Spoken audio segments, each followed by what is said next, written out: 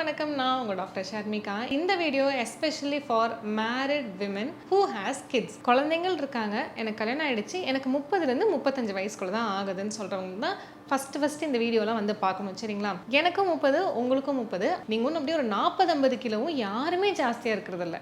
உங்களோட ஹைட்டுக்கு ஒரு 15 to 20 கேஜிஸ் ஜாஸ்தியாக இருக்கும். இந்த 15 to 20 கேஜிஸ் நான் என்ன சொல்லியிருக்கேன், என்னோட பிளான் கரெக்டாக ஃபாலோ பண்ணால், நம்ம டெய்ஸி ஹாஸ்பிட்டலில் போட்டு கொடுக்குற பிளானை கரெக்டாக ஃபாலோ பண்ணும்போது மாதம் 4 கிலோ இல்லை மாதம் 3 கிலோ 15 கிலோவாக இருந்ததுன்னா கரெக்டாக 5 மாதம் தான். 5 மாதம்னா 150 நாள், வெறும் 150 நாள் நீங்கள் கன்சிஸ்டண்ட்டாக இருந்தால் போதும். சரி, 20 கிலோ குறைக்கணும் அப்படின்னா என்னது, ஒரு 200 நாள் கன்சிஸ்டண்ட்டாக இருந்தால் போதும். ஒரு 3 to 4 மாதம் கூட சொல்கிறத வந்துட்டு செய்ய மாட்டோம், நாங்கள் வந்துட்டு அப்படித்தான், எனக்கு அவ்வளோ வேலை இருக்குது, நான் சமைக்கிறதுல தான் வந்துட்டு இம்பார்ட்டன்ஸ் கொடுப்பேன்னு சொல்லிட்டு இருந்தா எவ்வளோ நாள் இதை தள்ளி போட்டு 45 வயசில் மூட்டு மாற்று அறுவை சிகிச்சை. அண்ட் ஆல்சோ ஏர்லியாகவே 34-35 எனக்கு பீரியட் இஷ்யூஸ் வந்துடுது. எனக்கு வந்துட்டு கர்ப்பப்பை கட்டிகள் நிறைய பேர் வரீங்க. அது எல்லாத்துக்கும் மேலே வந்துட்டு இந்த முடக்குவாதம், மூட்டு வலி, டயபெட்டிஸ், லிபிட் ப்ரொஃபைல், அதாவது கொலஸ்ட்ரால் இருக்கிறது, பிபி வர்றது, ஹேர் ஃபால் எக்ஸ்ட்ரீமாக இருக்குன்னு சொல்கிறது, இவங்க எல்லாருக்குமே வந்துட்டு ஸ்டார்டிங்கில் என்னன்னு பார்த்தா ப்ரெக்னென்சியில் போட்ட வெயிட் நான் வந்துட்டு கம்மி பண்ணலை.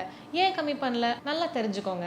30 to 35 இருக்கிறவங்க குழந்தைங்க இருக்காங்க அப்படின்னா 1.5 வயசுலேருந்து 2 வயசு குழந்தைக்கு ஆயிடுச்சு அப்படின்னா it is high time for you to reduce the weight that you put. நீங்கள் வந்துட்டு டெலிவரிக்கு அப்புறம் போட்ட வெயிட்டை வந்துட்டு ரெடியூஸ் பண்ணுறதுக்கு ரொம்ப ரொம்ப முக்கியமான ஒரு டைம் வந்துருச்சுன்னு அர்த்தம். அந்த 2 வயசு குழந்தைக்கு முடிஞ்சதுக்கு அப்புறமும் அதை இழுத்துட்டு போய்கிட்டே இருந்தீங்கன்னா அது ரொம்ப ரொம்ப ரொம்ப ரொம்ப தப்பான ஒரு விஷயம். நல்லா தெரிஞ்சுக்கணும். 2 விஷயம் தான் சொல்றீங்க. ஒன்று, நான் என்ன ப்ரையாரிட்டைஸ் பண்ண முடியாது, எனக்கு குழந்தைங்க இருக்காங்க, எனக்கு ஹஸ்பண்ட் இருக்காங்க, அவங்கள வேலைக்கு அனுப்பணும், குழந்தைங்களுக்கு கரெக்டாக ஃபுட் கொடுக்கணும். நான் எல்லாமே வந்துட்டு உங்கள் ஹெல்த்தை நல்லா 100வது லைனில் போட்டுட்டு மற்றவங்க எல்லாருமே 99 லிஸ்ட்டில் வந்துட்டு உங்களுக்கு மற்றவங்க கடைசியில தான் உங்க ஹெல்த் இருக்கு. கடைசியில ஒரு 35 வயசுல உங்களோட யூட்ரஸ் எடுக்கணும், உங்க கேல் பிளாடர் எடுக்கணும், உங்க கிட்னில பிரச்சனை வருதுன்னு சொல்லும்போது நீங்க ப்ரையாரிட்டி முன்னாடி போட்டீங்களா ஒரு 100 பேருக்கு, அவங்கள வந்து உங்களை காப்பாற்ற போறாங்க இல்ல. 2வது விஷயம் வந்துட்டு நீங்க பண்றது டைம் இல்லைன்னு சொல்றது. டைம் நம்ம தான் கிரியேட் பண்ணணும். இப்போ நான் வந்துட்டு 1 மணி நேரம் நடைப்பயிற்சி பண்ண சொல்றேன் சும்மா அப்படின்னா நீங்க என்ன பண்ணணும், நானே காலையில் 5 மணிக்கு எழுந்து எல்லா வேலையும் பண்றேன் அப்படின்னா உங்களுக்கு வேணும் அப்படின்னா, இப்போ உங்க கிட்ஸுக்கு வந்துட்டு ஒரு எக்ஸாம் வருது, காலையில் 4 மணிக்கு எதிர்க்கிறேன், நீங்களும் எந்திரிச்சு உட்காருது இல்லையா, அவ எக்ஸாம் முடிக்கிற வரைக்கும் நீங்களும் எந்திரிச்சு உட்காந்துருக்கீங்களா, அதே உங்களுக்கு நடைப்பயிற்சி பண்ணணும் 1 மணி நேரம்னா ஏன் 5ங்கிறது ஒரு 4 மணிக்கு ஒரு 4 மாசத்துக்கு எந்திரிக்கிறதுக்கு என்ன பிரச்சனை?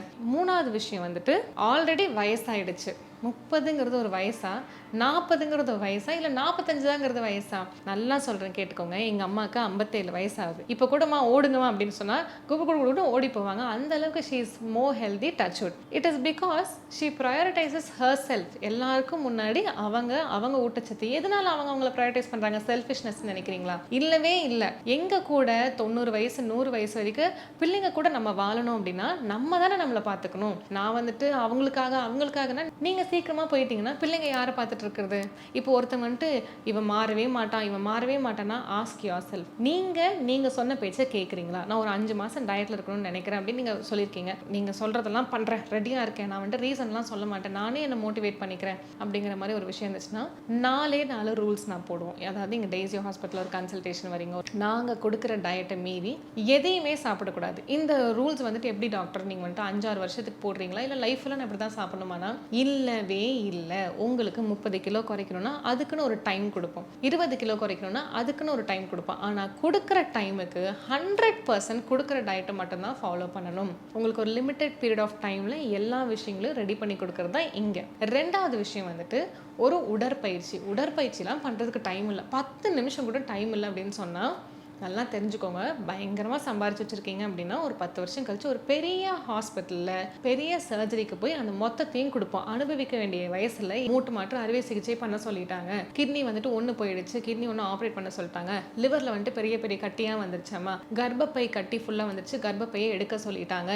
இதுதான் நடக்கும் நீங்கள் உங்களை டேக் கேர் பண்ணிக்கலாம் அப்படின்னா. ஸோ உடற்பயிற்சிங்கிறது ரொம்ப முக்கியமான விஷயம். I work out 1.5 hours per day. எதனால? ஏன்னா ஃபியூச்சரில் இஷ்யூஸ் எதுவும் வரக்கூடாது, நம்ம நம்மளோட ஒரு வண்டி நல்லா வேலை செய்யுதுன்னா அந்த வண்டி ஓட்டாமல் இருக்கக்கூடாதுல்ல. It should run run run. எந்த அளவுக்கு ஒரு பொருளை நம்ம யூஸ் பண்ணுறோமோ அந்த அளவுக்கு அந்த பொருளுக்கு வந்துட்டு மதிப்பு அதிகம். இந்த ஒரு உடம்பு வந்துட்டு நீங்கள் யூஸ் பண்ணணும். வீட்டு வேலை செய்கிறத வேலைன்னு சொல்லவே சொல்லாதீங்க தயவு செஞ்சு. உங்களுக்குன்னு ஒரு உடற்பயிற்சி போட்டு கொடுப்பாங்க. ஒரு நாளைக்கு ஒரு மணி நேரம் அந்த உடற்பயிற்சி பண்ணி வேர்த்து விறுவிறுக்கிறதுக்கு ரெடியாக இருக்கணும். இது 2வது ரூல்ஸ். 3வது ரூல், இரவு உறங்குற நேரம். Time of sleep is very very very important. அதாவது நான் 11 மணி 11:30 2 1 அது வரைக்கும் ஃபோன் பார்ப்பேன், அதை பார்ப்பேன், இதை பார்ப்பேன், தூக்கம் வர அதை ஸ்ட்ரெஸ் எடுத்துப்பேன், இதெல்லாம் வந்துட்டு ஒத்துக்கவே முடியாது. 9:45 to 10:15 தூங்க போயிடணும், பெட்டுக்கு போயிடணும். ஃபோனை வந்துட்டு பக்கத்து ரூமில் வச்சிடணும். ஒரு 10:15 தூங்க போறீங்கன்னா காலையில் 4 5 மணிக்கும் நீங்கள் எந்திரிக்கலாம். Time of sleep is very very important for fat loss. உங்கள் உடம்புல இந்த வயிறு ஃபுல்லாக இவ்வளோ பெருசாக இருக்குது அப்படின்னு சொல்லிங்களா, ஃபேட்டு. இந்த ஃபேட் லாஸ் எப்படி நடக்கும்?